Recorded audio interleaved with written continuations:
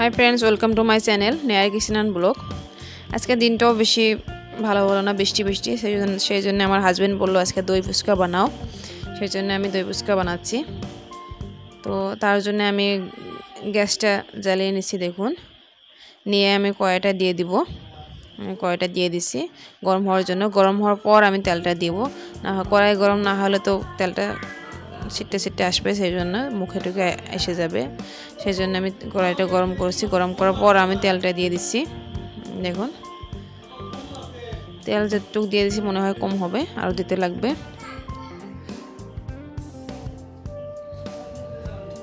তো আরও দিয়ে দিচ্ছি তেল আমি। দেখুন, দিয়ে আমি তেলটা ভালো করে গরম করে নিব। চেক করছি আমি একটা ফুচকা দিয়ে, দেখি তেলটা গরম হয়েছে কি না। তো ভালো করে গরম হয়েছে না, আর সামান্য গরম করতে লাগবে। এখন ফুচকাটা তুলে নিচ্ছি। নেওয়ার পর এখন গরম হয়ে গেছে। তো এখন আস্তে আস্তে আমি সবগুলো ফুচকা ভেজে নেব। ফুচকাটা বহুত দিন হলো ঘরে ছিল, শুকায় দেওয়া হয়েছে না, সেই জন্য তাড়াতাড়ি ভাজা হয়েছে না, অল্প টাইম লাগছে। ফুচকা শুকায় ভাজলে ওটা বেশি ভালো হয়, তাড়াতাড়ি ফুলে ওঠে। তো এরকম করে আমি সবগুলো ফুচকা ভেজে নেব। দেখুন কি সুন্দর ফুলে উঠেছে।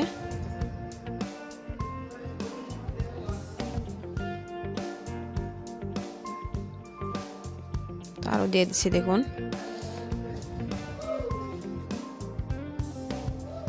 একসাথে অনেকগুলো ফুচকা দিয়ে ভেজে নিয়েছি আমি।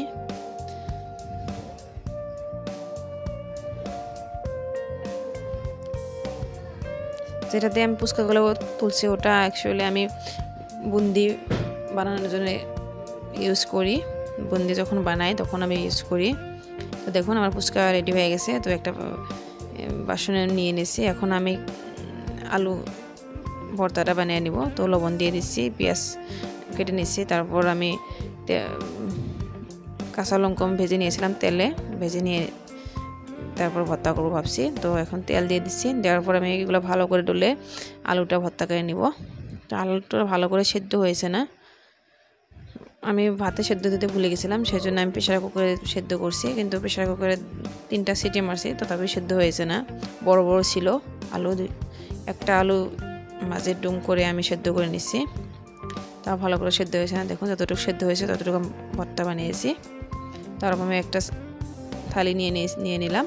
নেওয়ার পর আমি ফুচকাগুলো রেডি করে নিব এখন। তো তার জন্য আমি ফুচকা সামান্য করে ভেঙে নিচ্ছি ফুচকা, যাতে দই আলু এগুলো দিতে পারি। তো দেখুন, এখন আমি আলু দিয়ে দিচ্ছি ফুচকার ভিতরে। আলু ভর্তা সবগুলোতে এরকমভাবে আমি দিয়ে দেবো আলু ভর্তা। এখন অলমোস্ট হয়ে গেছে আলু ভর্তা দেওয়া ফুচকার ভিতরে। এখন আমি ভুজিয়া দিয়ে দিচ্ছি। আমি ভুজিয়া কিনে এনেছিলাম 5 টাকাতে আমার ভুজিয়া, এগুলো দিয়ে দিচ্ছি। আপনারা যে কোনো ভুজিয়া দিতে পারেন, বিকাজি, পনির ভুজিয়া, যে কোনো দিতে পারেন, যে যেটা ভালো বানায়। এখন আমি দই দিয়ে দিব। দই দিচ্ছি।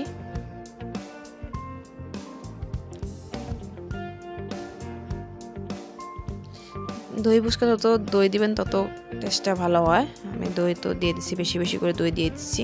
আপনারা চাইলে কম দিতে পারেন। এরকমভাবে আমি সবগুলোতে দই দিয়ে দিব। দেখুন, দিয়ে দিচ্ছি।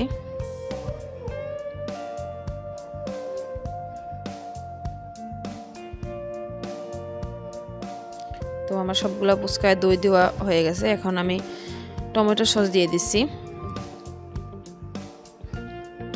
টমেটো সস দিলে দই ফুচকার টেস্টটা আরও বেড়ে যায়, সেই জন্যে। তো আপনারা যদি ভালো না পান তো টমেটো সস নাও দিতে পারেন, কিন্তু আমি ভালো পাই, সেই জন্য আমি দিয়ে দিচ্ছি। টমেটো সসটা না দিলেও হয়। দই ভুজিয়া আপনি কাজু দিতে পারেন, তো আমি কাজু দিচ্ছি না। তো দেখুন, আমার দই ফুচকা রেডি হয়ে গেছে। তো আমি খাচ্ছি, দেখি কীরকম বানিয়েছি। তো নিজে বানিয়ে খেলে তো নিজে আরও ভালো লাগে। তো ভীষণ ভালো লাগছে আমার। খেতে মন গিয়েছিল। তো আপনারা যদি রেসিপিটা ভালো লাগে নিশ্চয়ই like share comment and please subscribe করতে ভুলবেন না।